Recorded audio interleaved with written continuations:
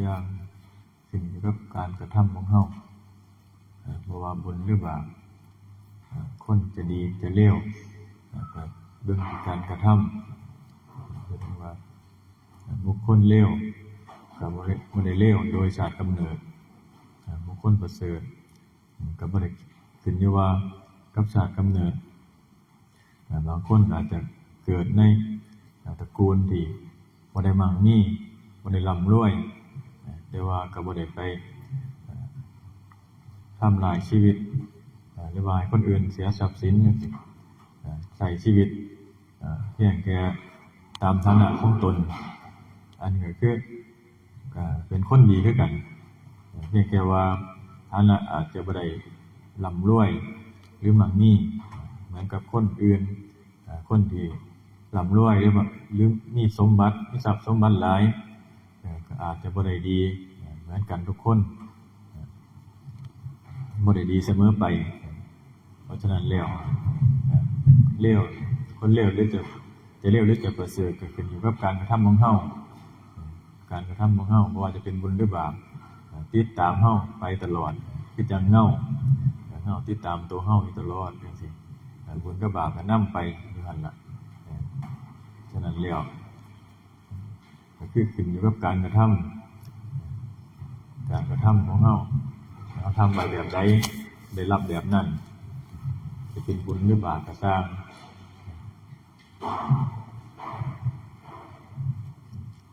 เราจะไปหวังให้นะครับความหวังหรือหวังให้คนอื่นมาซอยเฮาก็บ่ได้ซอยเฮาเป็นคนดีมาเว้าให้ว่าเฮาเป็นคนดีก็สร้างสุดท้ายแล้วมันขึ้นอยู่กับใจเฮาขึ้นอยู่กับการกระทำของเฮานั่นคือเฮาทำดีบางคนอาจจะเห็นว่าบ่ดีก็ได้อาจเห็นกลับกันเพราะว่าความคิดของแต่ละคนบ่คือกันเขาอาจจะทำดีอยู่ดีแต่ความคิดของตนเองอาจจะผิดกับความคิดของคนอื่นจังซี่ก็มีเหมือนกับทางโลกเขาอาจจะว่าเห็นว่าทางนี้ผิดแต่ว่าทางธรรมเป็นทางถูกต้องตามธรรมแต่ว่าทางโลกเขาบ่เห็นเขาบ่รู้เขาบ่เข้าใจอาจจะว่าการทำบุญจังซี่บุญบ่มีบาปบ่มีจังซี่เขาอาจจะเชื่อไปแนวนั้นเพราะว่าเขาบ่รู้เขาเห็นความเห็นของเขาแต่ว่าในทางปฏิบัติทางธรรมก็จะรู้เห็นโดยตนเองเพราะว่าสิ่งเหล่านี้มันเฮาเห็นได้กับการปฏิบัติของเฮาทำบุญหรือว่าการภาวนาปฏิบัติจังซี่ปฏิบัติภาวนารักษาศีลจังซี่มันก็เกิดขึ้นอยู่กับเฮาได้เฮารู้อยู่แล้วว่าผลนั้นมันเป็นจังไดเฮาได้รับอยู่แล้วเพียงแค่ว่าเฮาปฏิบัติเฮาก็ได้รับแล้วแต่ว่าคนภายนอกคนที่เห็นผิดจังซี่เขาอาจจะเขาบ่ได้ปฏิบัติเขามีแต่เห็นตามสิ่งต่างๆเห็นตามสิ่งที่ได้ฮู้ได้ยินได้ฟังมาแต่ว่าบ่เคยเข้าได้สัมผัสในความว่าในคำว่าบุญคำว่าบาปนั้นเขาอาจจะยังมีผลบุญเก่าที่ว่ายังบ่ฮู้จักว่าบาปยังบ่ฮู้จักว่าบุญอันนี้ก็คนที่เห็นผิดความคิดที่เห็นผิดเพราะฉะนั้นแล้วเฮาก็ต้องทำเอาเองบ่มีไผซอยเฮาได้มีแต่เฮาเท่านั้นแต่บางคนอื่นมาซอยหรือว่ามาปฏิบัติให้เอาบุญให้เอาความสงบให้เอามรรคผลนิพพานให้บ่มีไผเอาให้ได้มีแต่เฮาทำเอาเองก็ทำเอาเองลงมือทำเอาเองบ่สามารถเอาให้กันได้สิ่งเหล่านี้ขึ้นอยู่กับการกระทำของเฮาทำสิ่งใดเฮาก็ได้สิ่งนั้นคือจังภาวนาได้ความสงบอยากได้ความสงบแต่ว่าบ่ทำความเพียรบ่นั่งสมาธิมันก็บ่ได้ถ้าเฮานั่งสมาธิไปแล้วเฮาเฮ็ดอยู่บ่อยๆเฮ็ดเรื่อยๆเฮาก็สิได้ผลนั้นคือกันแต่ว่าจะช้าจะเร็วขึ้นอยู่กับความเพียรของเฮาความเพียรอาจจะบ่แม่นว่าเพียงแค่ว่าการนั่งหลับตาการเดินจงกรมความเพียรคือเพียรได้ตลอด บ เพี้ยนได้ก็คือเพี้ยนระวังความคิดที่มันเป็นอกุศลหรือว่าความคิดที่มันเป็นความอยากได้อยากมีอยากเป็นจังซี่พยายามหยุดความคิดไว้บ่ให้มันไปคิดอยากได้สิ่งนั้นอยากได้สิ่งนี้ความคิดพยาบาทปองร้ายคนอื่นจังซี่อันนี้คือเพี้ยนสังเกตความคิดของเฮาบ่แม่นว่าเพี้ยนตั้งแต่เดินจงกรมนั่งสมาธิอันนี้ก็เป็นส่วนหนึ่งแต่ว่าเพี้ยนจริงๆตัวเพี้ยนก็คือเข้ามาในจิตของเฮานี่ก็เป็นอีกขั้นหนึ่งคือกันเพี้ยนสังเกตเพราะว่าเวลาสติสมาธิมันมีกำลังขึ้นมาแล้วมันสิเห็นอยู่ตลอดมันสิเป็นอยู่ตลอดเวลาความคิดหยังขึ้นมาปัญญามันสิเกิดอยู่ตลอดบ่มีกลางวันบ่มีกลางคืนเพียงแค่ขยับตัวจังซี่มันก็เป็นปัญญาขึ้นให้เฮาเห็นได้คือกันบ่จำเป็นว่าต้องเป็นนั่งท่องตามตำราขันธ์5เป็นจังซั่นจังซี่หรือว่ารูปนามเป็นแบบนั้นแบบนี้ปฏิจจสมุปบาทต่างๆอันนั้นเป็นเพียงแค่ความจำที่นำมาอธิบายให้เฮาได้เข้าใจแต่ว่าในขั้นปฏิบัติเวลาสติมันเป็นมหาสติขึ้นมามันจะเห็นท่านรู้ท่านความคิดรู้ท่านอารมณ์ความปรุงแต่งของเฮารู้ท่านอารมณ์ต่างๆที่เฮ็ดให้เฮาทุกข์เฮาจะเห็นท่านในขณะนั้นบ่ได้ใส่เฮาจะเห็นโดยที่เฮาบ่ได้คิดมันจะเป็นธรรมเป็นเรียกว่าเป็นสภาวะธรรมที่มันผุดขึ้นมาเองเฮาจะเป็นผู้รู้เป็นผู้เบิ่งสิ่งต่างๆที่มันเกิดขึ้นมาได้ต่างกันกับทางโลกปัญญาก็คือการท่องจำยิ่งจำหลายๆยิ่งเรียนสูงนี่เป็นว่าผู้มีปัญญาหลายแต่ว่าในทางธรรมก็คือหยุดความคิดหยุดความปรุงแต่งแล้วปัญญาก็จังสิเกิดปัญญาก็คือความจริงต่างๆของชีวิตของเฮานี่มันจังสิเกิดจังสิเห็นได้โดยจิตที่มันตั้งมั่นเรียกว่าโดยที่เฮาบ่ได้ใส่ความคิดมันเป็นไปตามของมันเองเฮามีแค่เพียงแค่หน้าที่รู้อันนี้ก็คือของในการปฏิบัติเพราะว่ามันถ้าเฮาสังเกตความคิดเฮาไปเรื่อยๆจังซี่มันพอมันมีสติมันมีกำลังมันสิเป็นขึ้นมาเองมันสิเห็นเองตัวนี้ก็อธิบายบ่ถูกคือกันแต่ว่าในขณะที่เป็นน่ะมันเวลาเดินเวลานั่งเวลานอนมันเห็นอยู่ตลอดมันเป็นอยู่ตลอดบ่มีกลางวันบ่มีกลางคืนเพียงแค่ขยับตัวมันก็มีเป็นธรรมะเห็นมาให้เฮาฮู้เวลานอนจังซี่ลมเข้าค่อยๆตั้งลมไว้ค่อยๆตั้งรับก็ได้เวลาตั้งสินอนเวลาลุกขึ้นมามันก็เข้าหูลมเองมันทั้งมือก็ลมหยาบทั้งมือก็ลมละเอียดทั้งมือก็ขึ้นไปอุณหภูมิเองตัวนี้มันก็ขึ้นอยู่กับกำลังของเฮาแต่ละมือมันก็บ่คือกัน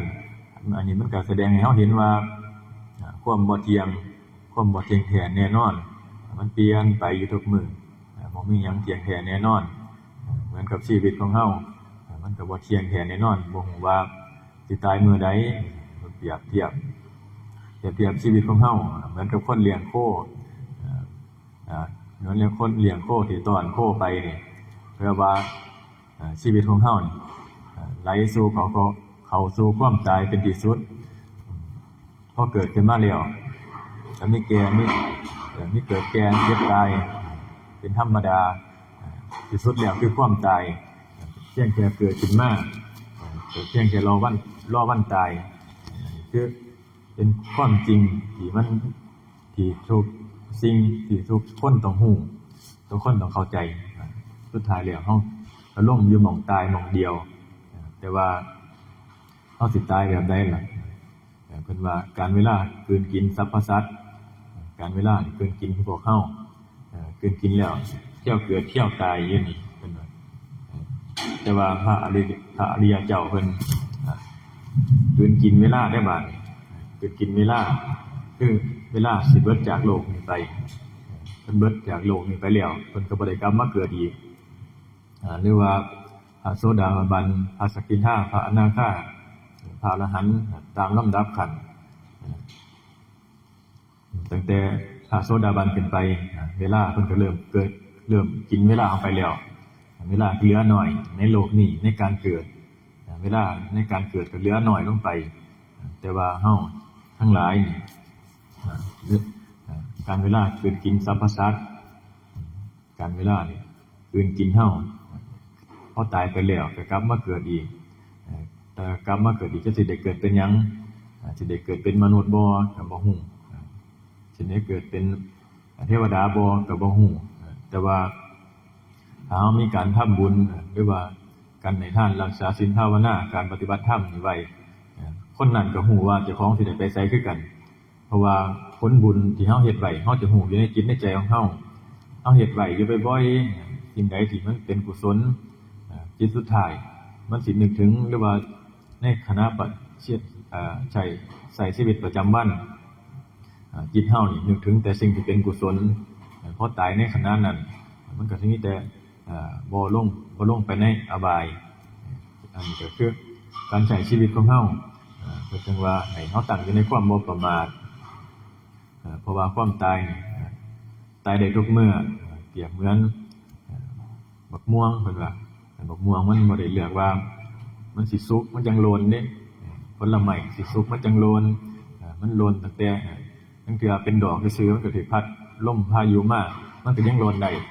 เป็นผลเล็กๆน้อยๆมันก็โลนได้คือกันเปรียบเหมือนความตายของเฮาตั้งแต่ตายอยู่ในท้องก็มีตั้งแต่เกิดขึ้นมาแล้วได้มื้อ2มื้อตายก็มีบ่ได้เลือกว่าอายุหลายอายุน้อย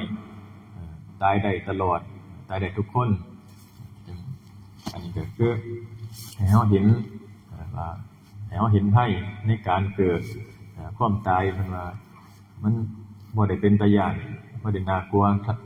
เท่าการเกิดตายไปแล้วบ่ได้กลับมาเกิดก็ยังดีอยู่เด้แต่ว่าถ้าตายไปแล้วยังกลับมาเกิดยังมาทุกข์ทุกข์พอร่างกายทุกข์พอการพัดพรากทุกข์พอการบ่ได้ดังหวังบ่ได้ดังเป็นที่หวังจังซี่อันนี้ก็คือการเกิดของเฮา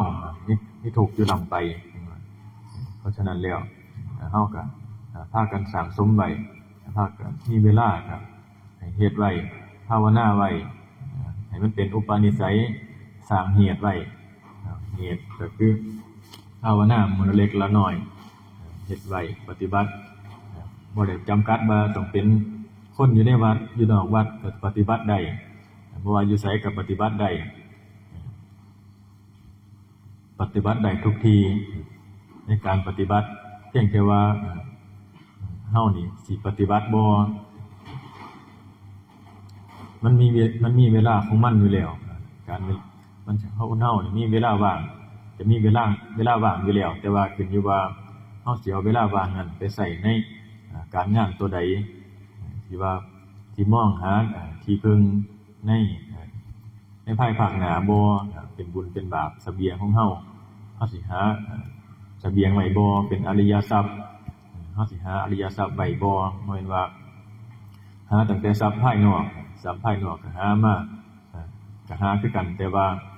พอตายไปแล้วก็เอาไปบ่นำบ่ได้เพิ่นจึงว่าใช้ชีวิตก็ให้หาอริยทรัพย์ไว้นำเป็นเสบียงห้องถุงไว้พอตายไปแล้วก็ได้ห้อยติดตัวไปนำเทื่อยังบ่ถึงที่สุดแห่งทุกข์ก็ยังได้พอได้จับพอได้ใส่พอได้สอยพอเป็นเสบียงไปอันนี้ก็คือให้เฮาเฮ็ดไว้สร้างไว้เป็นอริยทรัพย์เพราะว่าตายไปแล้วมีแต่บุญกับบาปเท่านั้นที่นำเฮาไปบ่มีพวกวัตถุสิ่งของข้าวของเงินทองบ่ได้นำไปเอาไปนำบ่ได้นี่แต่เขายัดใส่ปากไปแล้วเขาก็ยังบ่ได้เอาไปนำก็บ่เห็นว่าใครสิเอาไปนำพอตายไปแล้วก็บ่ได้เอาหยังไปแต่คนตายที่เขาเอาสำหลอกสำลีมาอัดจมูกไว้อัดหูไว้อันนี้ก็คือเปรียบเห็นว่าสิเอาหยังให้แล้วก็บ่ได้ยินแล้วบ่ได้กินแล้วเอาเงินยัดใส่ยังกินก็ยังกินบ่ได้ยังบ่อิ่มคือเก่ามันบ่ได้เฮ็ดให้อิ่มบ่ได้เฮ็ดให้ฟื้นขึ้นมาอันนี้ก็เปรียบเสมือนว่าเป็นถ้ำขอหนึ่งคือกันว่าตายไปแล้วเอาหยังมาให้ดมก็ดมบ่ได้แล้วบ่ได้กินแล้วหู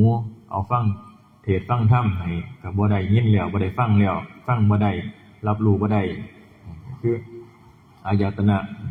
มันดับหมดแล้วมีแต่ร่างกายเปรียบเสมือนท่อนฟืนเพิ่นว่าหาประโยชน์บ่ได้เหลือแต่เผาจิ้มอย่างเดียวอันนี้ก็คือมื้อตายของเฮามีทุกคนขึ้นอยู่ว่าจะช้าจะเร็วก็ให้เฮานึกถึงไว้ความตายแต่ละมื้อนึกถึงไว้ให้เป็นคติเตือนใจของตนเองว่าวันคืนลงไปนี่อายุของเฮานี่ไหลไปสู่ความตายแต่ละมื้อรอดบ่ฮู้ว่าสิอยู่ฮอดวันพรุ่งนี้บ่ความตายของแต่ละคนบ่ได้เลือกอายุเลือกชนชั้นวรรณะตายเหมือนกันทุกคนอันนี้ก็ฝากไว้แค่นี้ละ